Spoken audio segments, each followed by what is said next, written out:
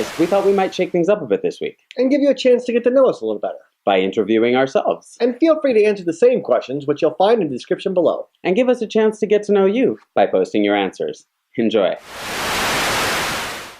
I would probably be a book editor. I think it'll be fun to get to read books that hardly anybody's gotten to read yet and make little changes and corrections and get to know what's happening in those books before anybody else. I'd probably go swimming.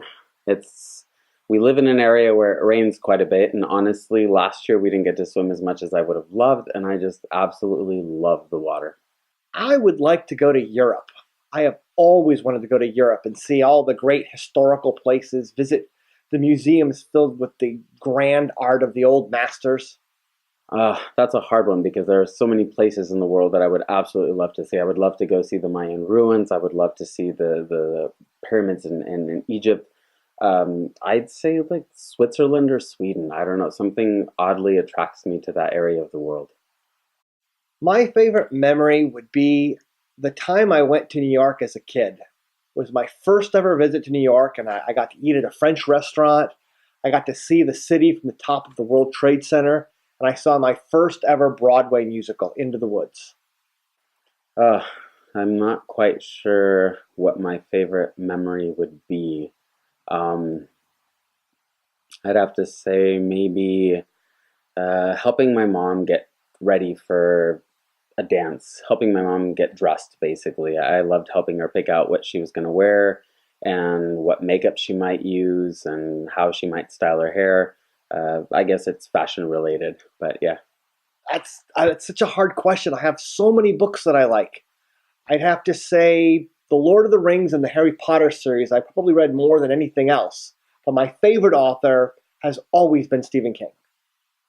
My favorite book series has to be the Mayfair Witch Stories by Anne Rice, and Anne Rice is one of my favorite authors.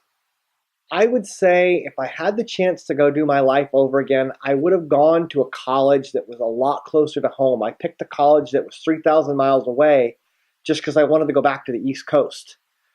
That being said, I'm not actually sure I would change anything because any changes that I made in my past would take me to a different present, and I really like the present that I'm in right now. Oh, goodness. That's definitely a loaded question. There are so many things that sometimes we think about changing.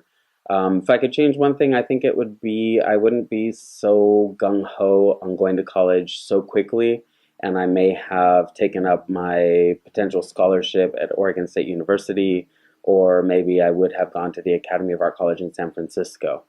I'd say my biggest challenge has been learning to be a better partner. I know that I don't always do the right thing, and it's something that I strive to change every day. Life. Life has been my biggest challenge. I would probably go to the very early 90s, like my freshman year in high school. I so loved going to school in New York City. I would probably go back to the late 1500s, the Elizabethan era. I'm very, very, very fascinated by that time period, by Queen Elizabeth herself. The only thing I would change is I would want to bathe more often than they did. Oh, they'd say I never shut up. My friends would say I could talk somebody's ear off and that I'm pretty darn loud. They would probably say that I'm weird, quirky, probably a little bit annoying, and kind, friendly. I'm definitely helpful, so I guess that says something. I'd like to be remembered as a good friend, as somebody who was there when people needed me, somebody who was willing to help out when somebody needed to be helped out. I would love to be remembered as a humanitarian, as a person who cares about other people and is willing to give of himself for others' needs. That's easy. I would learn another language. I've been working for so many years trying to learn Spanish, and it just seems to be so elusive to me. I seem to have such a hard time picking up a language other than the one that I learned as a kid. If I could master one skill that I don't already have, would probably be the ability to learn choreography. I mean, I can learn it, but it takes me a long time. I've got rhythm, I'm Latin, but I definitely do not pick up on choreography as fast as other people. Trying to be a better person. I mean, everybody should try every day to be a little bit better than they were the day before. family, the people closest to me, whatever their needs are, usually dictates my ability to do, my reaction time, etc. I would say I'm still a very outgoing person. All the way back to when I was a little kid, my mom would tell stories about how I was always the life of the party, how I was always, trying to make friends and going around to every group and trying to be part of whatever fun thing was going on. I don't think that's changed. I still watch cartoons, and I don't think that's ever going to change. Social media. I mean, don't get me wrong, I'm on Facebook all the time, but I think that as a society, I don't know that it's changed just for the better, always being connected to each other. We have all these friendships, but I don't know that they're real friendships. Anything and everything war related. War is definitely one of the things that makes me the least happy about our humanity. I'd say I mean, the standard, I'd like to go out quietly in my sleep, but more specifically, I think I'd like to go out in a way that I know it's coming, because I would rather have a chance to say goodbye to people and know that they're going to celebrate my life rather than be saddened by some tragedy. Well, a young self of me would have told you that I wanted to first own lions, tigers, and cheetahs, and then I was planning on not feeding them for a few days, and then throwing myself into their kennel and allowing them to tear me up into pieces. Why? I don't know. A new me will now tell you that I would like to just simply wander off into the forest and potentially just starve amongst the wilderness. I'd say the craziest thing would be moving in with someone after 2 dates. Here we are 10 years later, so it must have worked out, but it was a pretty crazy thing to do. None of these are probably okay for the camera, but we'll go with something a little bit simpler. Let's say the craziest thing that I've done is launching my own clothing line when I was living in Los Angeles. It was definitely a big risk, but it was a lot of fun, and everything that I learned, everything that I earned from it, just nothing about it I would change. I've thought of that question before. I've asked myself, you always hear people being interviewed and people ask them if you go back and have dinner with somebody alive or dead, who would it be? And I'm just not sure who. But the first thing that popped into my head, it's going to seem strange, is Hitler. And now, run with me on this.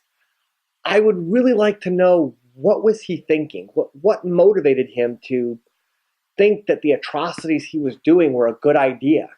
I mean, I get all the socio-political things, but it's the fascination that our society has with people like serial killers. You want to know, why did they do what they did?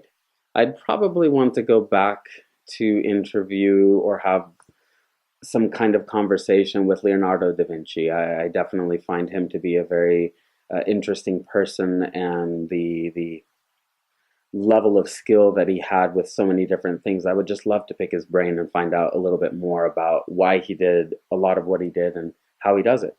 The first thing I think of would be my computer, only because I probably have so many pictures and videos of family life. I don't know that I have a lot of physical pictures anymore, so I would want to preserve those electronic memories that I don't know that I could replace.